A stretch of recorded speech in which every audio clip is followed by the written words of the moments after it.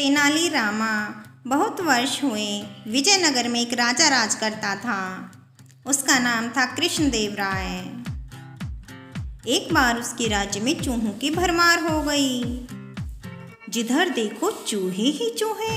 राजा ने हुक्म सुनाया, हर घर में एक बिल्ली अनिवार्य रूप से पाली जाए। प्रत्येक घर में एक एक गाय प्रदान की जाए ताकि बिल्ली को दूध पर्याप्त मात्रा में मिल सके। तेनालीराम नाम का एक वजीर इस आज्ञा से नाखुश था। उसके अनुसार यह सारा प्रयोजन ही मूर्खतापूर्ण था। उसने एक तरकीब सोची। पहले ही दिन उसने अपनी बिल्ली के आगे खौलते हुए दूध का कटोरा पीने के लिए रख दिया। बिल्ली ने जैसे ही उसमें मुंह डाला, उसका मुंह जल गया। उसकी आंखें बाहर निकलने को हो रही थी। वह झट से दौड़ गई। राजा को सभी और पूरी तरह बलिष्ठ बिल्लियां नजर आने लगी। वह अपनी आज्ञा से बहुत प्रसन्न था।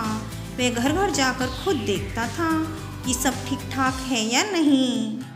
आखिर वह तेनालीराम के घर पहुंचा। राजा को तेनालीराम के यहाँ बिल्कुल कमजोर हड्डियों का ढांचा बनी बिल्ली देखकर गहरा झटका लगा। राजा ने पूछा, क्या सारा दूध तुम खुद ही पिए जा रहे हो? महाराज, अगर जान बख्शे तो सब कुछ सच सच आपसे कह दूं। हाँ हाँ, तुम निर्भय होकर सब विस्तार से बताओ। महाराज, पता नहीं क्या हुआ, मेरी बिल्ली तो दूध ही नहीं पी रही है। यह कैसे हो सकता है? आप स्वयं ही देख लें महाराज। तेनालीराम ने दूध का कटोरा रखा और जैसे ही उस बेचारी बिल्ली ने दूध का कटोरा देखा, वह डरकर भाग गई।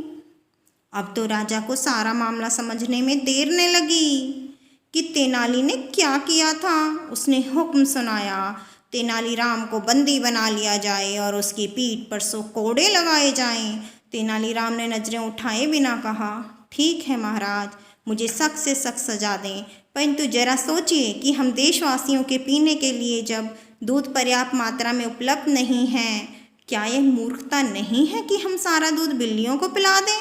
राजा को बात समझ में आ गई। उसने तेनालीराम को माफ़ कर दिया और अपने देशवासियों को वह गाय उनके परिवार को दूध पीने के लिए ही रखने के लिए कह दिया।